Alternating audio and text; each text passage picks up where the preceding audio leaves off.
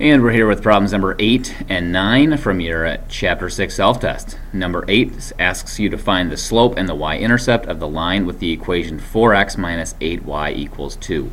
Now, this question would be very easy if this equation was in slope-intercept form, but it is not in slope-intercept form.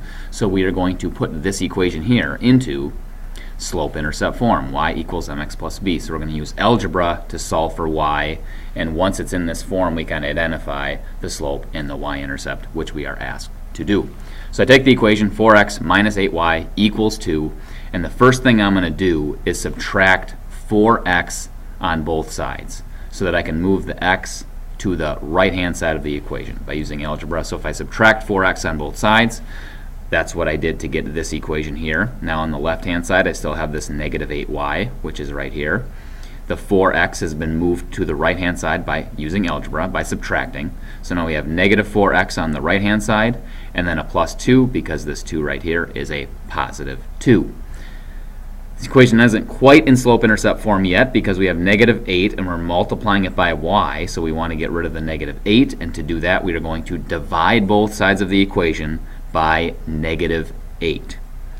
So if we divide both sides of the equation by negative 8, I get y on the left-hand side, because negative 8 divided by negative 8 will be the 1, so there's a 1y here. And then notice on the right-hand side, I divided both the negative 4x and the 2 by negative 8. So both terms have to get divided by the negative 8. So I have negative 4 divided by negative 8. There's our x, and then plus 2 divided by negative 8.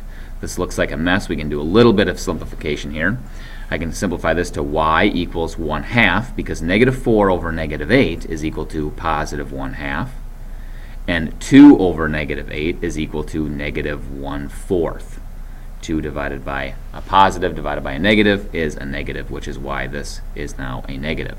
And 2 over 8 is equal to 1/4. So to answer the question, what is the slope and the y-intercept? Now by looking at this, I can clearly identify what the slope and the y-intercept is, because this is in slope-intercept form. The slope is 1/2, and the y-intercept is negative 1/4. So here's our answer right here. Number 9, we have Lenny, who has $6,400 to spend in a music store, and he's buying trumpets and trombones. And if the cost of each trumpet, which we're going to call P, how many trumpets we're going to get, we don't know, so we'll call it P, is $300, and the cost of each trombone, which we'll call B for how many other trombones we're going to buy, is $300. We're going to write an inequality that describes all the possible values of trumpets and trombones that we can buy. And we're going to write an inequality because we don't have to spend, or Lenny doesn't have to spend, all $6,400. He can spend $6,400, but he can't spend any more of that, or he could spend less than that and not get any. So if I want to find the cost of the trumpets, suppose I'm going to get P trumpets. How many ever trumpets I'm going to get, I'm going to multiply that value by 300. This value right here will tell me how much Lenny is spending on trumpets. If he's getting 5 trumpets, we're going to do 5 and multiply by 300. If he's getting 10, we can multiply by 300, so on and so forth. Same thing with trombones. Each trombone is $400. So I can take 400 and multiply that by how many ever trombones we're getting, and that'll be the cost of the trombones. And if I'm getting trumpets and trombones, I'm going to take these two values and add them together.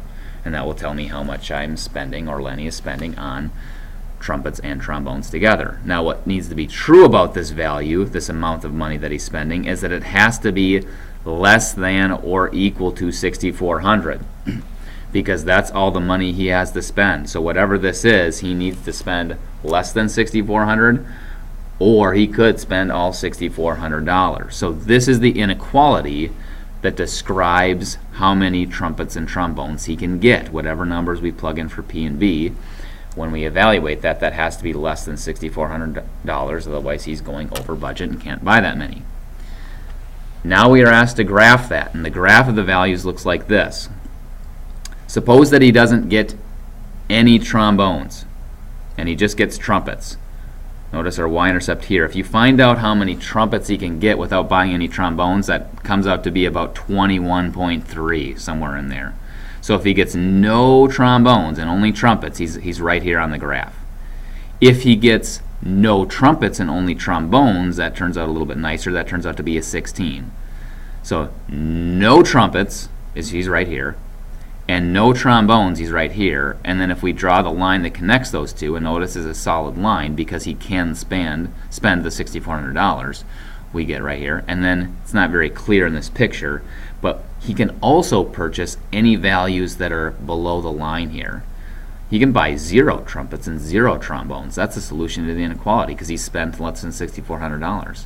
He could get 5 trumpets and 5 trombones, and that will be less than the $6,400. So anything that is below this line in this triangle that we see here will satisfy the inequality. So this would get shaded in because all of the points in here satisfy the inequality of 300 times P plus 400 times B is less than or equal to 6,400.